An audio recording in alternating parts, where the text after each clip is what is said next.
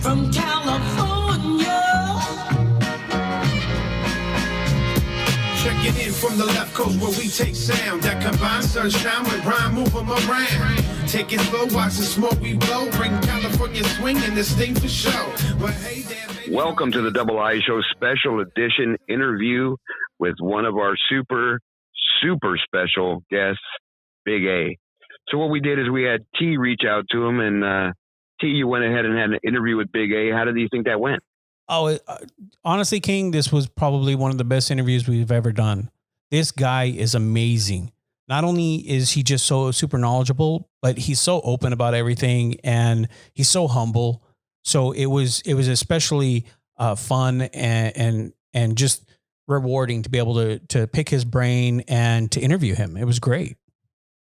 Oh, great. Yeah. So what we're going to do, folks, is we're just going to let you go ahead and get into it, T. We know it's a little bit longer interview. We kept it alone.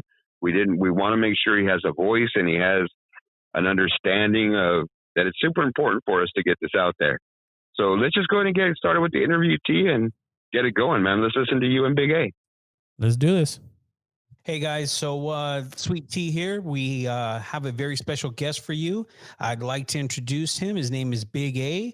A little bit about him. He is a ICU nurse that King and I both met because our mother, like we mentioned before, has had some medical problems, and she's been in and out of ICU a couple times. And like we were saying before, this guy is amazing. He has been so welcoming and such a positive person for our family. And, throughout the entire time that we were there, we just kind of, formed this friendship, this bond. And it's great. He's a great human being. He's an amazing person. And so we really wanted, all of our listeners here to be able to listen to him and just kind of understand what it's like to be a nurse or somebody in the medical field during this time.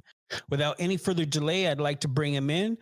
Everybody, welcome Big A. Hey everybody, how y'all doing? Big A, how's it going, my brother? How you doing? Man, it's going really, really well. If you guys don't know, I'm out here in New York right now helping with the crisis. But otherwise, yeah, Sweet T and I built a really strong relationship. His mother, I call her mom already. I worked with her a few nights, but man, yeah, a lot of really great staff over there, and I'm just really proud to do my job. So you mentioned it yourself, Big A, that you're over there in New York and everything, and that's one thing that King and I were talking about. That you're part of that hero group that kind of ran towards the danger instead of away from it. So I just kind of wanted to get into it and ask you a couple of questions about your time out there. So if you don't mind, I want to jump into it. Absolutely, let's hit it. So one thing is I wanted to know, how long have you been in the medical field? How long have you been doing this? You seem like a young cat to me. So I'm just curious to know how long you've been there. Man, I've actually been a nurse for about 13 years. Got right out of high school, Riverside Poly, and then went right to RCC, graduated in 07. That's awesome. That's awesome. See, because you don't seem like, that old, so I was like, oh, maybe he's been in it 4 or 5 years or anything, but man, that's quite a while. So you have experience, and that explains why you do what you do, like in the ICU. You know what I mean? You got to be experienced to be in there, right? Because it takes a special kind of person with a special kind of talent to be able to be in the ICU section, which is where we met you. Right. I'll agree with that. But just I guess a little side thing is, my mentality and my attitude is just, I'm not special in what I do. You know what I mean? Like my mom and my dad are both nurses, and some people see nursing as a way to, like, scientifically, like, they really get into that. And I love them for that. But the way that I've always seen nursing is, or the way I was taught nursing was to treat, the golden rule, treat others the way you should be treated. And also just treat everyone as if they were your mother, father, brother, favorite uncle, sister, whatever. You know what I mean? Treat them the best that you can. Right. So with that said, I feel that that's what I've really grown and experienced with, is just how to do that. And then also learn all the science on the side. But in terms of a hero, like it's been kind of hard for me to take that in, especially from really close friends, because, I am the way I am because of the people that surround me, or I allowed to surround me. Of course. And, but everybody out here, we're doing work. Everybody back at home, they're really doing work. I really got to give a really strong shout out to all my NYCU people back at Riverside Nice. Community Hospital that are taking all the COVID patients there. Um, it's been really difficult because we're really trying to treat this thing and no one really knows what to do. And they're really busting their butts to figure it out. You know, Right. like our ego isn't there. Like our doctors are literally seeing and listening to every doctor they could find from New York, like what's going on? What can we do? Does this work? Let's try it. And all the nurses have literally just kind of like, again, let go of whatever they've had in the past because this has been a funky thing where we're doing things that we don't normally do to help patients and they've been working, you know? At least I Well, feel that they've been working. So I need to kind of push back a little bit on one thing you did say, where you said that your mentality is that you're not that special. And I disagree. I disagree because, and I respectfully disagree, and it's because even before COVID, when my family was faced in a very difficult situation with our loved one, with our mother, not just you, but the staff there. But you were a big influence on us as far as being able to kind of cope and understand a little bit better and have that trust level that she's in great hands with great people, and that takes a special person. And then put now on top of all that, you throw in this whole COVID-19 issue, and people are doing things and doing what they're doing. That's even more special. So I disagree with you on that, respectfully, but I understand, and I love your mentality, and I love that mindset. You know what I mean? Stay humble, but it is something extremely special. It really is. I appreciate that very much, man. I will just say I've had good mentorship in my life. And again, like I vibe with you, Sweet Tea, and maybe just kind of even ups a level. So it's one of those things where like even when you're at a restaurant and they have a really nice server, like build them up, man. Like Exactly. if everybody's out there enjoying their lives, even if they're working, whatever you want to do, like, we're all just trying to pay our bills and then some. So, like do that. And look what happened. Now we're hanging out Or on this amazing show that you got. exactly. And that's what it is, right? It's all about, doing what's right, doing Yep. something positive in small little things that you do in your day-to-day interactions with people do make a difference. Whether you understand that and feel that or not, it really does, you know? So I'm with you, brother, on that one. Man, I So I got appreciate another that, one. man. Oh, no worries. I got another one for you. You mentioned New York, right? That you're there. You ran towards ground zero. Ground zero Yes, is sir. New York, and we know that, right? So I Yep. wanted to know, what is it like, or what was it like when you first got there? Like how was that for you? Man, it was okay. So I have zero military background. I love my veterans. I'm appreciative for everything that they've done. It felt what I could only dream of in terms of being deployed. That's the terminology they use. They use being deployed. They use being activated. So I was like, wait, how serious is this thing? Because we've talked about this. I've kept my head out of the news. I'm just working on what I have in front of my face and what Right. we're dealing with, right? But to actually to hear about the airports being shut down and to physically go, and we're at LAX and we're the only car circling the whole entire place. Like we could literally look at the different airports and be Wow. like, oh, that's not it. That's not it. Not worry about anybody crossing the street, not worrying about other cars hassling us, anything like that. So I go in there, there's, workers there galore. I mean, they're trying to work and figure it out because, their companies are allowing them to be there and thank God for, to have a job. But it's just me checking in. And then it's just me walking all down the hallways and everybody's, like saying good morning. But it's just me. I'm the only consumer there. Yeah. So I get to the airport. There's probably about 10 people on my flight at JetBlue. Shout out to JetBlue. They also offered them and the United Airlines were offering first responders free flights to get to Wow. New York. That's I, amazing. That's I great. missed it. There was like a little, I didn't get the actual free flight, but, I'm so grateful for them to do that. Anyhow, being on the plane, only like about 10 people on there, flying straight through to LaGuardia, or not LaGuardia, to JFK. And same thing in New York. Like my plane gets off and there's nobody around except for one or two workers. So it really felt like it just felt so eerie. I felt like there was a ground zero. Um, it wasn't hard to get an Uber. There wasn't traffic getting in. And then we get to this hotel and there's probably about like 300 nurses waiting in line. Wow. I know. So So I'm not the only one to run towards, but there's also, no, but there's a lot of people like really trying to help too. So there are, and you kind of see it if you're consuming any type of news at the moment, you'll see it, and I think mhm, it's just a wonderful thing to see. mhm, Um, but uh, okay, so you being there in New York, right, and mhm, you getting there, it's kind of something that's like you said, you didn't have any military, it felt like being deployed and it everything, did. Hmm. but can you feel a sense of hysteria or maybe even kind of public uneasiness just from both in the hospital and out in public? Because obviously you got to go out in public to and from, or you got to get yourself something to eat or whatever it is. Can is there any of that going on over there? Because I know here in California it's a lot different vibe for the most part. Hmm. It's an interesting hysteria because I'll agree to that. But what I will say is when I first got here, it's because there's no one around me.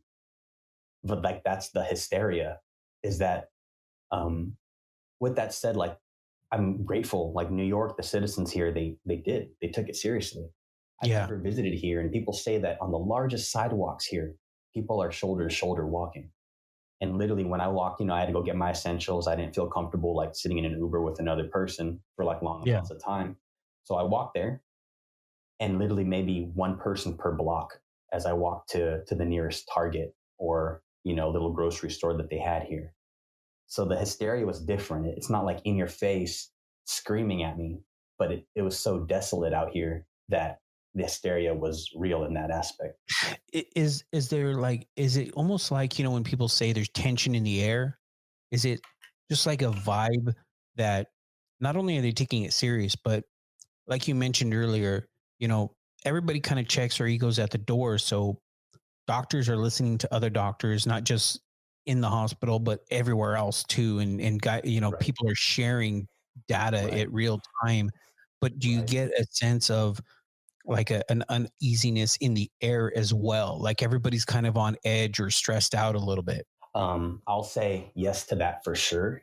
Yeah. Um, the only reason why I kind of am hesitant in answering this question is just I came here mid-April, so April 17th. The previous 2 weeks before that was literally when all hell broke loose.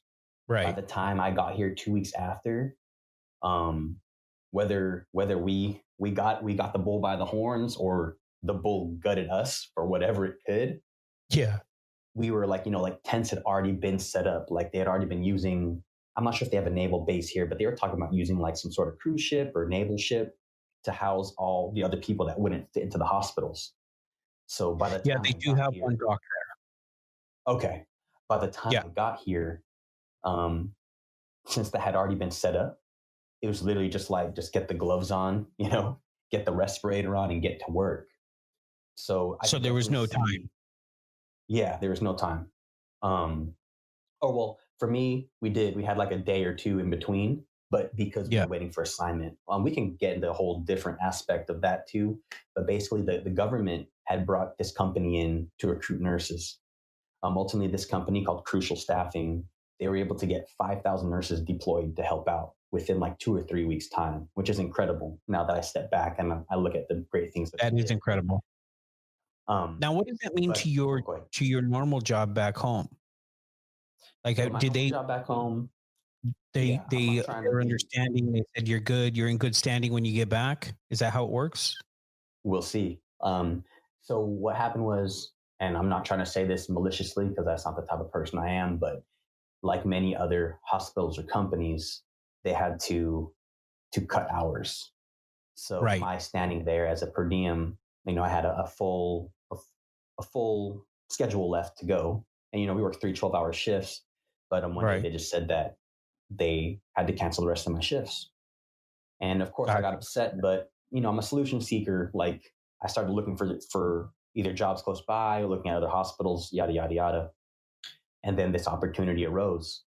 And so I was like, wow, like I could really help out there. And that kind of leads into the aspect of running towards it. But I have to give all the respect and love to my wife because we had some serious talks about it. And Right. one of the biggest, I won't say concerns. Obviously, it's just like safety in life. My thing is, I'm also kind of like stubborn and oblivious to certain things. And even though I do like I believe this thing is real, I'll just use the word. I know that some people think it's a hoax, whatever. Like I keep my ears away from that stuff. But when you see it right in front of your face, it's like, yeah, whatever. People are just talking. It gets real quick, doesn't it? Right. When you're in its face. And the thing is, like oh man, it's just hard. There's so many different thoughts.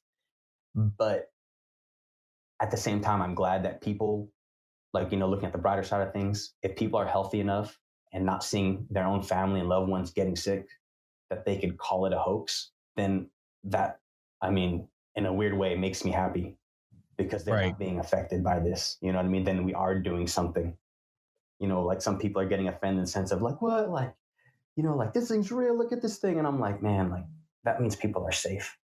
That means that they were doing their job at least as long as they could. And again, like all you have to do is stay at home. I won't jump into that, but I'm glad that people's health and their families are doing okay. Yeah. So, kind of going along that lines, then, are you afraid of getting it yourself, or is it just like an afterthought? You can't really contemplate or sit there and dwell on that because if you do, it's just going to bother you and eat away at you. Both. So, again, my lovely wife, Dan, I know I had to answer something along that question about getting deployed, but she had sent me, like, I was just like, okay, I'll have my respirator there, like just that simple mask. That's all I care about. Droplet, whatever. She's on the front lines at Riverside Community Hospital more so than I am. And so her rapid response team, they have to respond to everybody in and out. They don't know who's COVID. It's just like the ER nursing, but she's in-house, right? Yeah. So with that said, she set me up with goggles, mask, her and her whole team, actually. When they found out, they were obviously fearful because they've seen so many people become a victim to this virus that they were super concerned. And here's me on the outside, like, I know I'm seeing it, but not the way that they're seeing it. Right. So they sent me with full body gowns, masks, everything that they could. And that's when it also kind of became more realistic. Because in my head, I'm like, I'm coming here to do nursing. I'm not here at war. But it's like, you don't see the opposition. It's just kind of how am I feeling right now? Right. Oh, shoot. Like, did I get it? So yes, I was definitely very fearful. Yes, every kind of clearing of my throat, every like half cough, every little sniffle, if I sneezed abnormally, I was like really concerned and worried. You're right. Right. But I mean, literally, I just took what I could. I took my vitamins. I made sure I got my rest. I drank lots of water, and I just geared up. But I mean, if it's all over you, it's a droplet. They could sneeze on your face. They could sneeze on the table. You could touch that table. You could touch your face. You got it. Right. So like literally, like my hands, like that picture I sent you, my hands are up in the air. Like you'd like walk around that way because you don't want to be touching things. And that was the only way I could make sure like, hey, I'm covered. And that's one thing my wife says that she wasn't worried for me in that sense is because I'm not like the fastest nurse at bedside. I take my time a little bit. And that's why she's like, okay, like I know you'll be okay. Like I know you at home. Because like, you'll be thoughtful about how you approach everything. Exactly. Yeah. Just and it's the basics, man. No matter how advanced we want to get with this science stuff, exactly what they're saying in the government, like it's not even like we can't say that it's the most perfect thing, but yeah, wash your hands, don't touch your face, keep distance away from other people that you're not sharing, the normal bacteria with on a daily basis. Yeah, it's a combination of all these little things that do help and make a difference. Right. But we wonder, man. I mean, thanks to God, but why haven't my wife and I gotten sick? Why haven't the whole rapid response team and all the other nurses that are specifically taking care of COVID patients? We do. I'm sure we have some people that have gotten sick, but the percentage is very low. Like we ask those same questions. Like, why not us when it's right in front of our face? Right. Well, I mean, But we unfortunately, don't take it for granted, though. You know what I mean? We gear no, up all of day. course not. Of course not. Hmm. You know, and I was going to say, unfortunately, though, there are a lot of nurses and everything in other hospitals that have been affected and have gotten sick by this thing.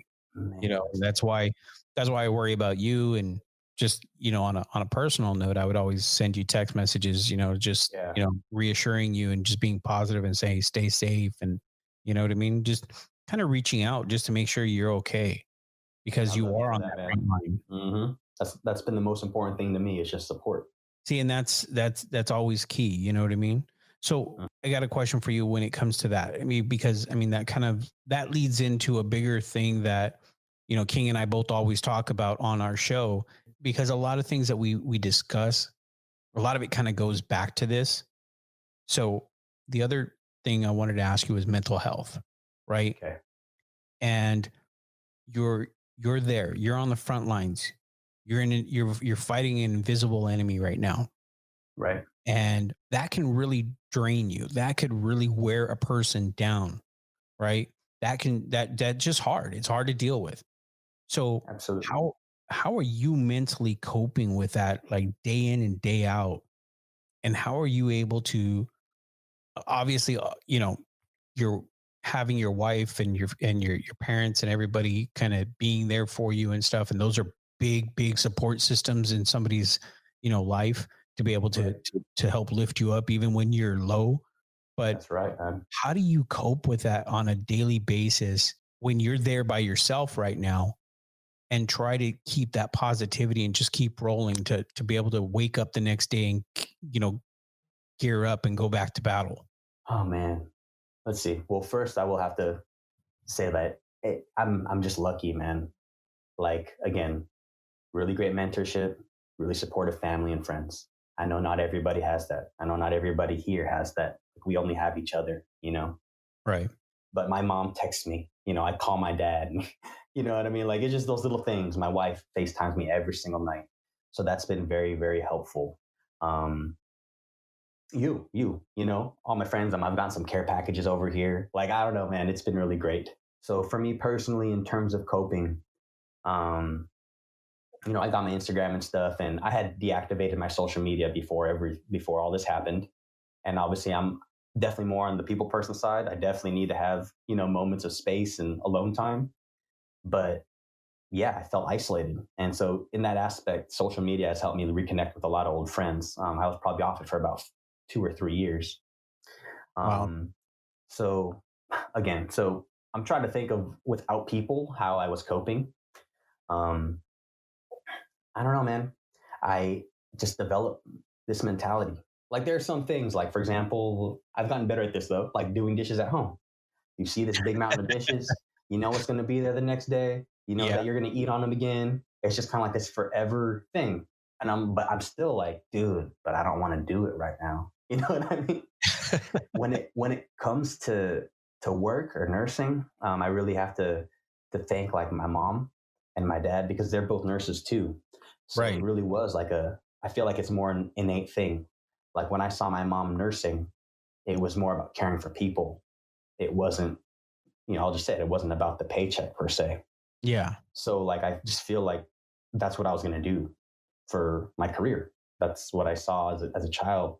So I guess you can say I get in my element. Um, it's always I make sure I do like a debriefing with myself, like, okay, what happened today? What didn't I know? What do I know now? What can I do to improve tomorrow? And it's that same thing. There's not really I don't know if I could do this. It's like, okay, we're gonna do it. And I just got to figure out how to do it. If, like doctors aren't communicating or they're not making sense, or, like I have results now that I didn't have yesterday, it's like, okay, how am I going to approach them? Because they're people too, right? Like, Of course. I mean, even though it's a machine, it's like a really different kind of machine. And sadly, like some businesses really want to treat it like as it's just a machine, like everything's just a number.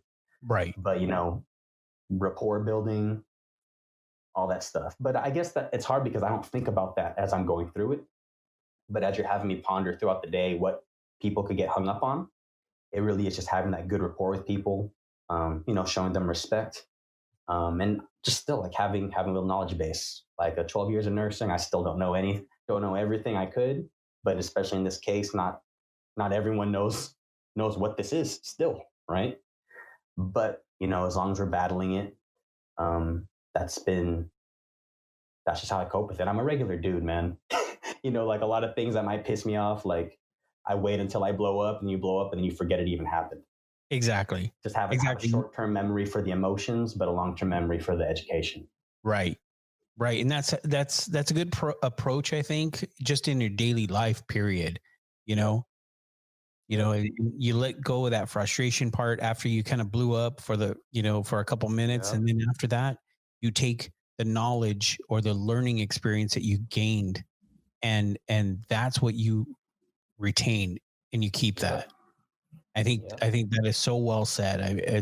That's an awesome approach to it. And Thanks, sir.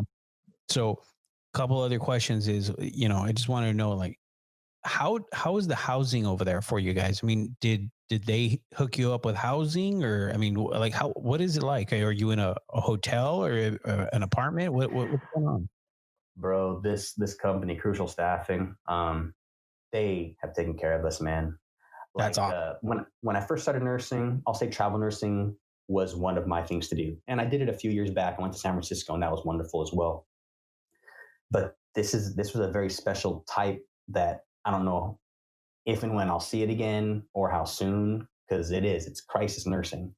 And from my understanding, this company is working directly with the governor here in New York, or somewhat directly, but they have also been given government funds to assist us in getting out here as quickly as possible, and also surrendering whatever kind of like, but you go into work and it's kind of like, all right, I can do this job, I don't have to do this job. Like, this is my realm. Like, oh, like I'm just supposed to go to my unit. I work ICU, that's all I could work. Right. We had to come in with the understanding that we can go anywhere and everywhere, whether it meant like you work with adults and they're going to place you with working with babies, less than 2 months old. If you're placed there, you got to just do it. You got to figure it out. Right. And there's a lot of like, a lot of stipulations that could go with that, and a lot of worries. But in the crisis, you just have to do nursing. That was what they told us day one. Like we got there, we put our bags down and went to this orientation meeting, and they were just telling us how real it was. And we can get into that in a moment. But in terms of this company, it's been like they placed us on a 21-day contract, and we've been shuttled back and forth via buses, and we're all, for the most part, there's about like 5 hotels that we've totally consumed, of just nurses. But we're all within Times Square, so that we're in the central area of Manhattan. I don't know. Yeah, you're Manhattan, New York very centralized. well. Yeah, but all the buses just take us back and forth, day shift and night shift, to all our different areas, and they've given us like a food stipend. So ultimately, I mean, like Uber Eats is huge out here, so they've been taking care of us. Like we literally get off of work, and on the bus ride home, a lot of people will just order food, and then by the time they get here, there's a person on a bike with their food for them. You know what I mean? Like, Yeah, no, that's awesome. yeah, that's kind of outside of them. That's on us to do. But what I will say is there's been a lot of organization. I think it's called a World Central Kitchen, WCK, but they've been sending us dinners, not my particular hotel, but they've been sending some of the other hotels like salads and like healthy food and dinners every single day that we've been here. And some of us have been here for like 6 weeks donating food. So how much longer are you out there for? I'll be here. My 21-day contract ends next Friday, but I am open to extending if they still need a lot of help. Right. Right. I mean, I know that it's been getting a little bit better over there. It's, which is nice to hear, but you're right. They still need a lot of help. Yeah, there's still like politics involved, but the part I'll talk about is just not like, for example, this company is working with 16 hospitals, but there's a lot more hospitals and little areas that we've been working with. Like there are some dialysis centers turned into full-on COVID ICUs and units, and they've been trying to build all that stuff up. But there's also a lot more outside of that 16 hospital group, I guess you could say. And so because literally like this is a crisis nursing thing, I'm sure that they're open to switching stuff, but we have to take care of what we were ordered to take care of first. Right. Big A, I really wanted to thank you very much, both from King and myself and all the listeners here at the Double I Show. We cannot thank you and all of the nursing, all the first responders, all the people on the front line, everybody that's running towards the problem instead of away from it. I mean, it's just an amazing group of people. The mindset, the mentality that everybody has. You know, we as a country, and not just a country, but you know, globally as just global citizens, can't thank our first responders enough. And you know, we wish you all the health, and we can't wait till you come back and you know you're safe here at home, you're back with your family, you're back with the wife and the missus, you know. So we really do appreciate you. And you know, we got to have you on. Maybe we'll have the wife talk to us a little bit maybe down the line. Let's go. Give her perspective, if she wouldn't mind, about what it's like being part of the first response teams dealing with COVID. I think it would be great. You know, we want to try to keep this very positive too. We don't want to, you know, we're not doom and gloom over here. We're trying to keep it, Right. you know, a little bit spinning, like just letting everybody know that, you know, yes, this is real. Yes, this is serious, but it is going to get better. It will. We're working at it, man. Exactly. And because of people like you and your wife and your parents, you know, doing what they've done in their throughout their careers, you know, things like this do get better because of people like you. And just wanted to thank you very much from the Double I Show. Man, love you guys very much. Thank you. Shout out to my wife again one more time. Have at it, man. Have at it. I love that. I love that. So, Okay. All right. Thank you, brother. Thank you, brother. You know, man, that was such a great interview, T. I mean, you know, just hats off to this guy. You know, hats off to this guy for even the thought of going over there to help. I know maybe some economic situations on his end allowed him to do that, but him and his wife talking about it, making those decisions to go, man, my hat's off to him, bro. You know, he is very special. And the funny thing is like I was saying in the intro, that he is a special kind of guy, and he is humble. I mean, you heard it in the interview. He, even during the interview, is humble. And I think that's what makes a lot of the people that are on the front line over there so special themselves, is because many of them are like that. They're humble people because they're doing this not for themselves, but for all of us. And they're trying to keep all of us safe. So I that to me was just extremely special to be able to be a part of that interview. You know, folks, whatever we can do, man, to support our medical people and the people out on those front lines like that, let's do it. You know, I mean, if there's anything in your community that you've heard of, if there's things you can do to even people you know who are nurses and, you know, healthcare workers and things like that out there, reach out to them, man. You know, if you can go to the store for them one day a week or watch their kids for an hour or something, you know, I mean, let's do it too, T. You know, these folks say, hey, I mean, we have to do that, folks. I mean, they're going out there every day and putting themselves out there, man. Yeah. You know, and a lot of us are being able to shelter at home, and they're not. They're out there right there fighting that thing, exposing themselves and being isolated from their families. And it's tough. Very tough. You know, yep. So hats off to you, Big A, man. We really appreciate everything you do. And shit, man, just keep rocking. And if you need anything from the Double I crew, you just let us know, man. We're here to support you for sure. Well, King, I was thinking maybe we should put together maybe like a little care package for him just from the Double I Show and kind of show our love and send it to him. Cause I know that over there, he doesn't get a lot of support. You know, he's over there by himself. So maybe, you know, we'll talk offline and everything. Maybe we could, you know, get Dr. X to help us put together a little care package for him. I think that'd be a nice little gesture. Bring it. Don't sing it. Bring it. Don't sing it. Don't sing it. All right. So absolutely, man. You know, but yeah, absolutely. Big A, man. We love you. Keep rocking. Keep doing the stuff you're doing, man. And T, great interview. Thank you. You know, but again, we wanted to make this thing just fucking by itself because we felt it had that much presence. And we want you guys to understand the severity of what's going on. So that was just a quick little interview from T and Big A. You know, for the Double I crew, we're going to go ahead and sign out. I'm RW King. I'm Sweet T. We are out. Checking in from the left coast where we take sound that combines sunshine with rhyme, move 'em around. Take it slow, watch the smoke we blow. Bring California swing and this thing for show.